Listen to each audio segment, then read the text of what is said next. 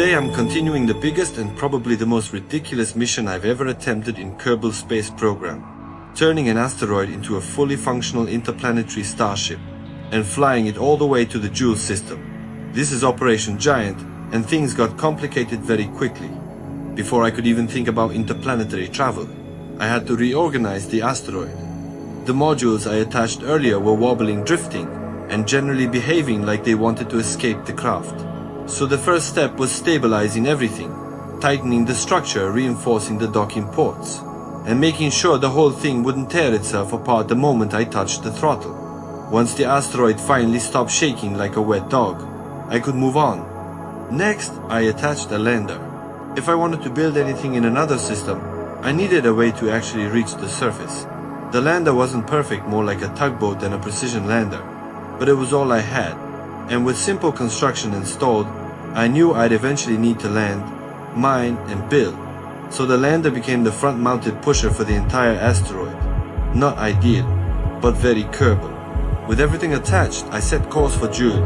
The asteroid had some more left inside, which meant I could still generate fuel.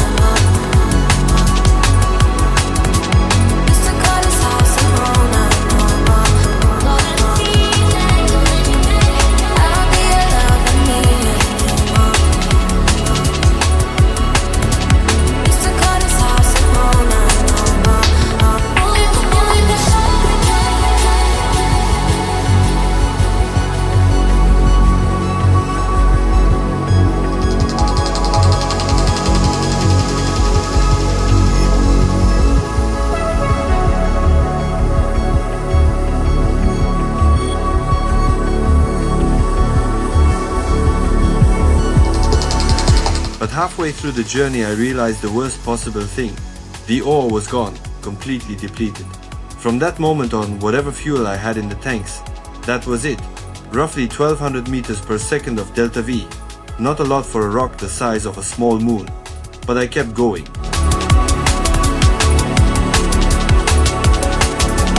Reaching the Jool system was only half the battle.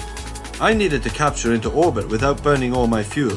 So I aimed for the first moon in my path and used the gravity assist, and somehow, it worked.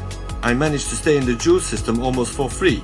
From there, things got messy, but in a good way.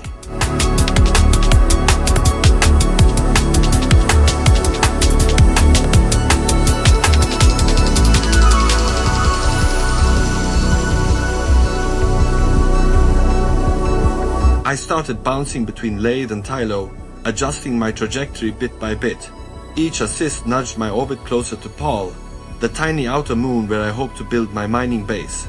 It wasn't elegant, it wasn't planned, But after enough chaotic slingshots, my orbit finally lined up with Paul.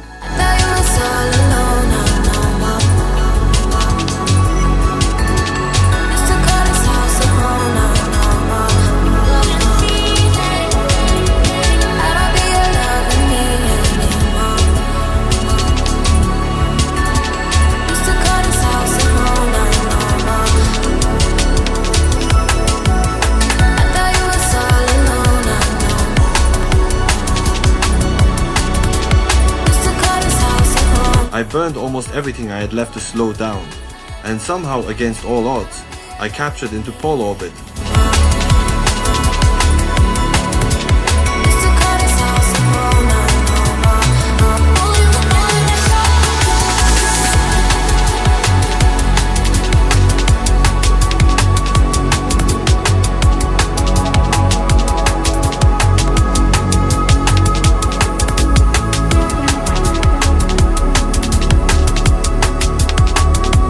Once in orbit, I sent the lander down to scout the surface. Using the surface scanner, I found a spot with 11% or concentration. That's incredibly good, more than enough to support a full mining outpost. This meant one thing: I could actually build a fuel station here, a real one, a permanent one. But there was a problem. To use simple construction properly, I need 3 things: a mining unit, an ISRU converter, and a science lab. The good news: I already have the mining unit and the lab. The bad news: both of them are attached to the asteroid, which is still in orbit, and I need to somehow bring the entire assembly down to the surface of Paul without exploding it into a million pieces.